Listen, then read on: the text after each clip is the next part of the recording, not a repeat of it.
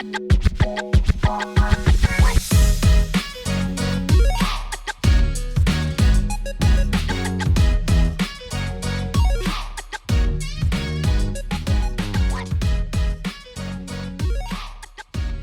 there, it's Emma, and welcome to this episode of SAX Bites, the 5-minute saxophone lesson podcast.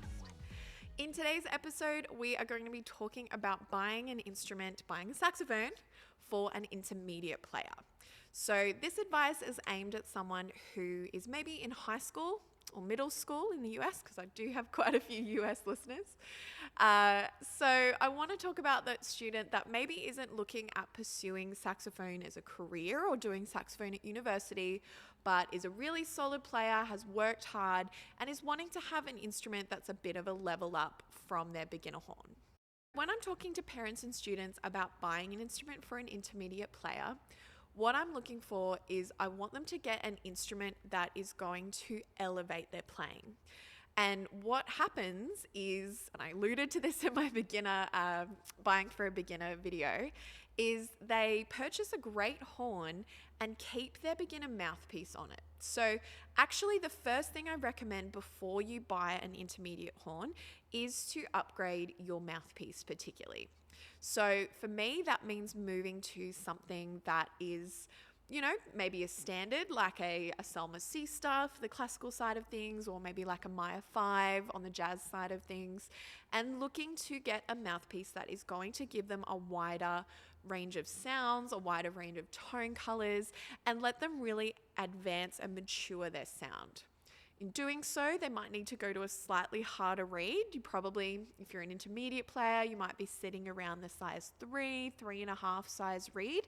And if you're not, when you do get that better mouthpiece and upgrade your mouthpiece, you're probably going to need to upgrade your reed as well.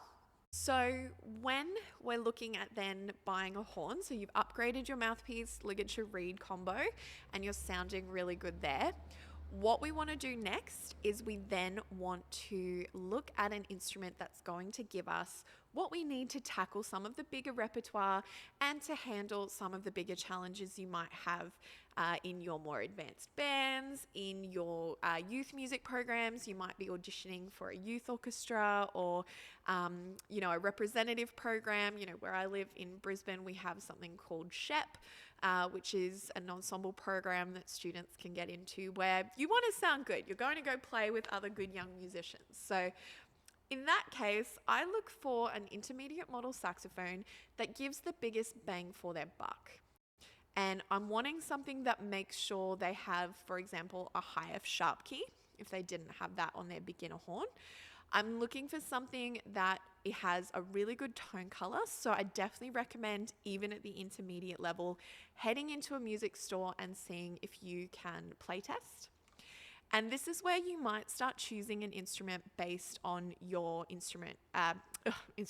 based on your genre preference. So it's not really essential, but if I have a student that is really gung-ho about classical music or really intense about jazz music, I might direct them to actually start looking at horns that have a tendency to be played one or the other. So definitely at a professional level, you would be choosing a horn that connects with your preference.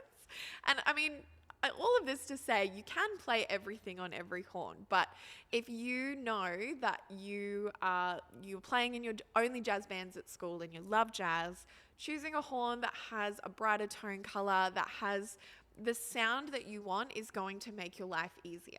I definitely don't recommend just everyone playing the same Selma saxophone with the same reed and the same mouthpiece. You do, at this level, you can make those choices and you can work with your teacher. You don't have to just play something because that famous saxophone player plays that instrument. You can play something because it suits you and suits your interests.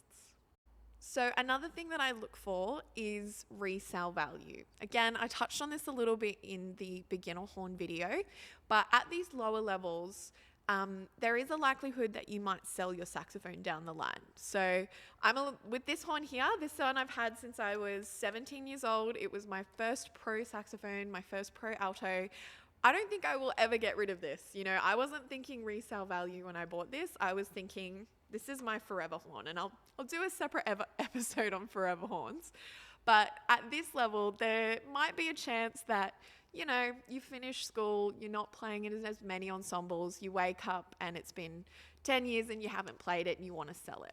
So buying an instrument that has a good resale value and working with the music shops that you go to purchase an instrument that has good resale value, and you're working with those people that know in the shop, is going to help you in the long run. It's going to make sure you get the best bang for your buck.